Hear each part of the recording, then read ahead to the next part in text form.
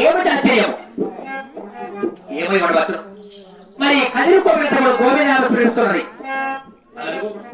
అక్కడెవరు గోవింద నామస్మరణ చేస్తూ వస్తున్నారు కదా, అలాగే కాసేపు ఎదురు చూసారు కాక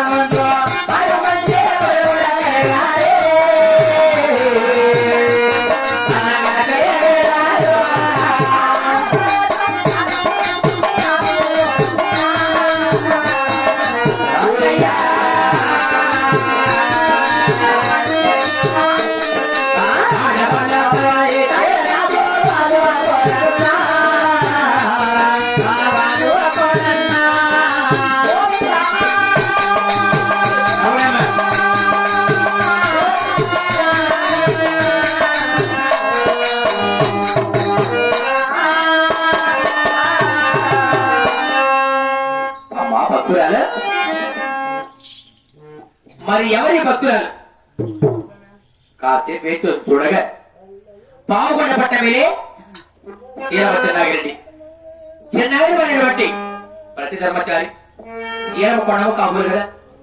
ఎరుకు ముందు 6 మంది బలు సత్తాను.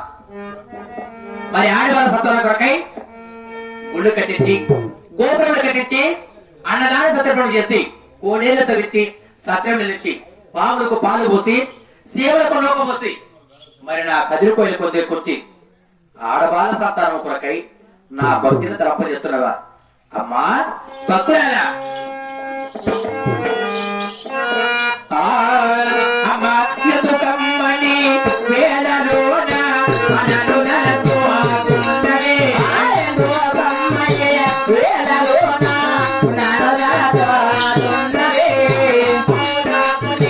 పాలు పోతి మనరుదలతో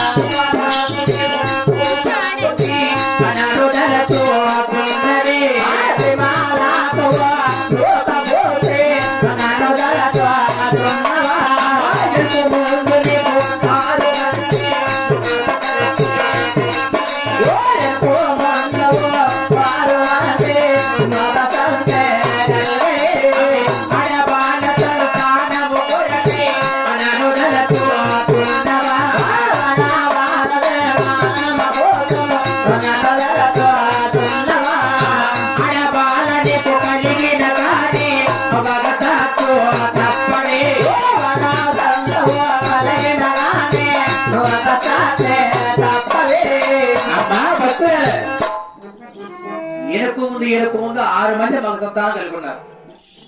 ఆడవాళ్ళ సంతానం కొరకై పుట్టిటి యొక్క పేరు ప్రసిద్ధులకై మరి కన్యాదానం తీసుకున్నా నీ గర్భమైన ఆడవాళ్ళ సంతానం కొరకై నా కదిలి కోరికొచ్చినావా తల్లి.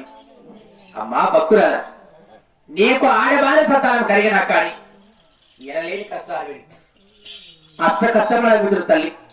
ఎంత మాత్రమే కానీ నీకు ఆడవాళ్ళ సంతానం వద్దు తల్లి. మరి నీ పావుగొండ పట్టణాన్ని చేరుకోవమ్మా. మా భక్తురాలా, ఎంత చెప్పినా కానీ పట్టణ భక్తులు అనుకున్నావు, చెప్పిన మాట విడిచి అనుకున్నావు. అలాగైనా అమ్మా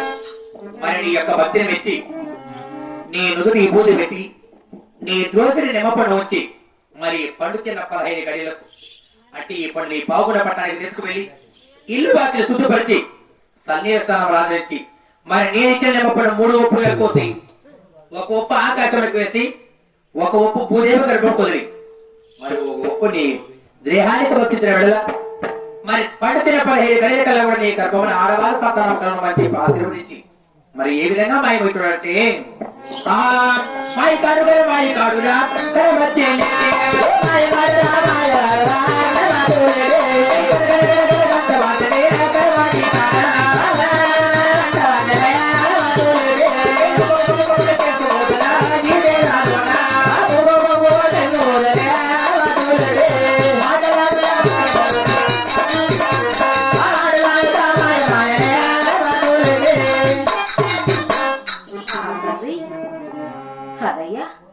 చేరాని భక్తి బట్టి చేరాని నోవులు చేశాను. అయినా ఇప్పటికీ నా పైన దయ ఉంచావా తండ్రి, దయ ఉంచావా? అలానే స్వామి, మీరు చెప్పినట్టు వారం చేయని వారం ఒక్కొక్కరితో ఈ ఊది అరటి పనులను నా గర్భాన చేస్తాను తండ్రి.